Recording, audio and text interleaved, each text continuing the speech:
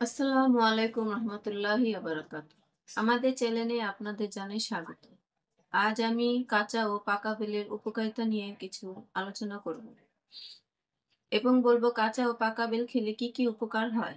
এই প্রাচীন সময় থেকে কিন্তু আয়ুর্বেদিক শাস্ত্রে পাকাপোক্ত জায়গা করে নিয়েছিল বেল। তাই বেল খেয়ে থাকুন সুস্থ। পুষ্টিগুণের ভান্ডার বেল।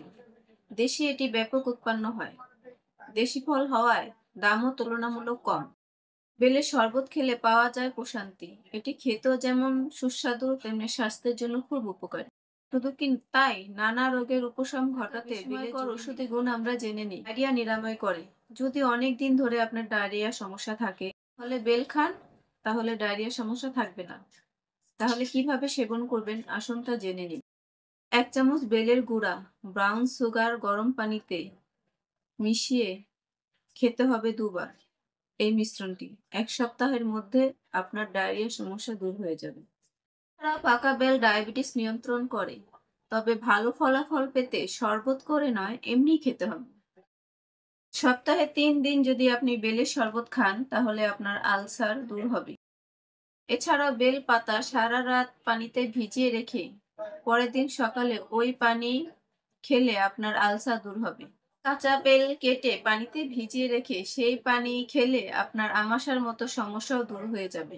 আবার ম্যালেরিয়া হলেও কাঁচা বেলের শরবত বা ভিজিয়ে রাখা পানি খেলেও উপকার পাওয়া যায়।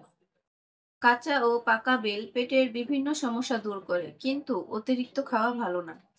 এছাড়াও নিয়মিত বেল খেলে আপনার অনেক রোগের উপকার আসে, যেমন যক্ষ্মা, ক্যান্সার, লিভার, ত্বক ভালো রাখা, আর্থ্রাইটিস কমানো, এছাড়াও কিডনি ভালো রাখা।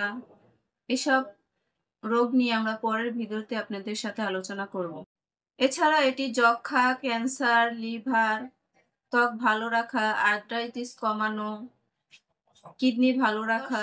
আজ এ পর্যন্তই। আমাদের ভিডিও যদি আপনার ভালো লেগে থাকে তাহলে আমাদের সাবস্ক্রাইব করবেন, কমেন্ট করবেন, শেয়ার করবেন। এছাড়াও আপনার শরীরের যে কোনো সমস্যা নিয়ে আমাদের সাথে যোগাযোগ করুন। আমাদের ঠিকানা ও ফোন নাম্বার নিচে দেওয়া আছে। আসসালামু আলাইকুম রহমতুল্লাহি ওয়া বারাকাতুহু।